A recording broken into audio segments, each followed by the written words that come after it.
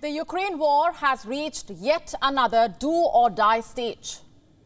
The fall of Bakhmut could change the script, revitalize the stalled Russian offensive and deliver what Moscow hopes will be a knockout blow.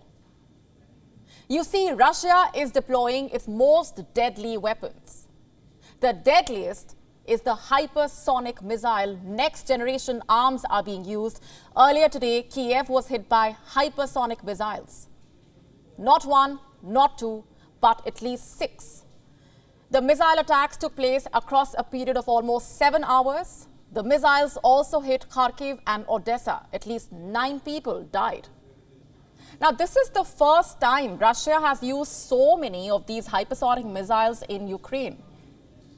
They are called daggers, hyper-lethal daggers. And what do we know about them? They can travel at an astonishing 8,000 miles per hour. I'm talking about 10 times the speed of sound. These missiles are normally carried by MiG-31K fighters, and they can hit targets as far away as 1,250 miles. In fact, these missiles are hard to track using on-ground radar, and that is partly because of their exceptionally high speeds.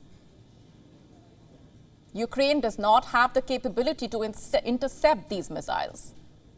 And you know what? They can carry nuclear warheads. Russia has previously admitted firing these missiles into Ukraine, but the numbers have gone up. And not everybody is surprised. Let me answer that with a question. Your opposition becomes powerful, your army loses the upper hand, and your people become more vulnerable.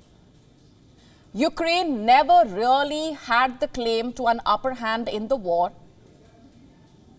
But Ukraine's strongholds are crumbling now. Its fortress city, Bakhmut, appears to be falling. This is not my assessment. Why don't you listen in to the NATO's Secretary General, who is Ukraine's closest ally? We can not rule out that Bakhmut may eventually fall in the coming days. Has this emboldened Russia?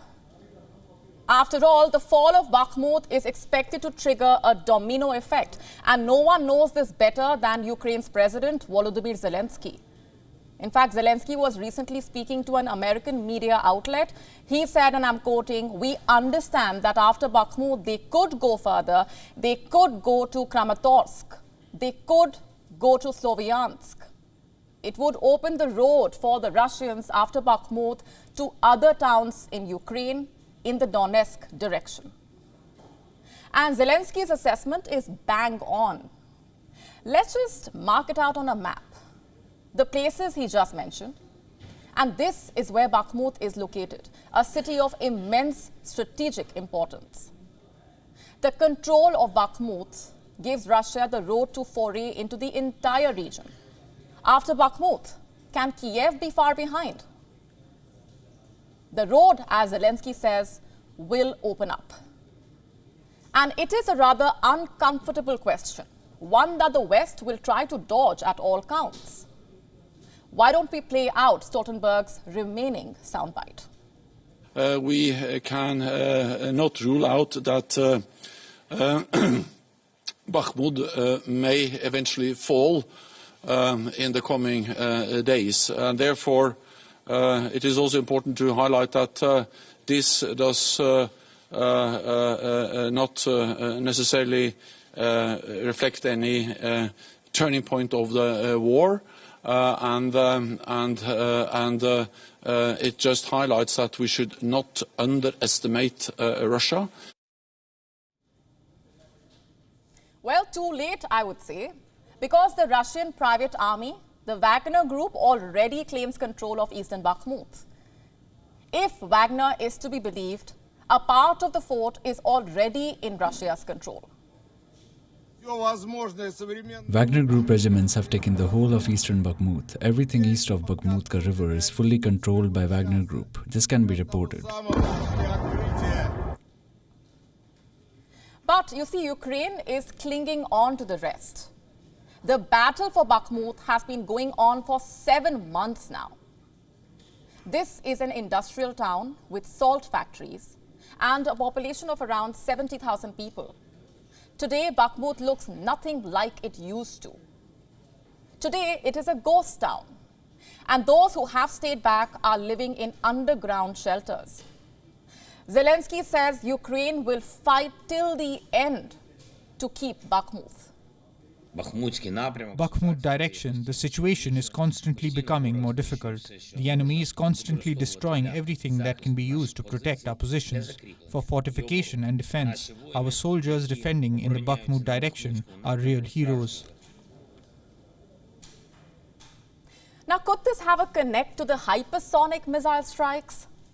Some analysts believe Russia dipping into its stock of next-gen weapons is a sign of desperation.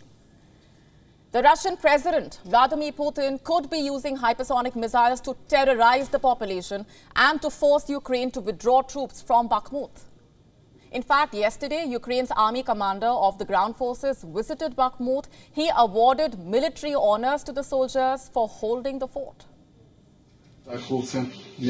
All enemies will be destroyed and the victory will be achieved. Glory to you and to Bakhmut.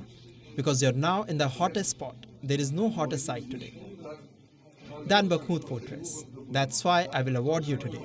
We will award you crosses for bravery, courage and heroism.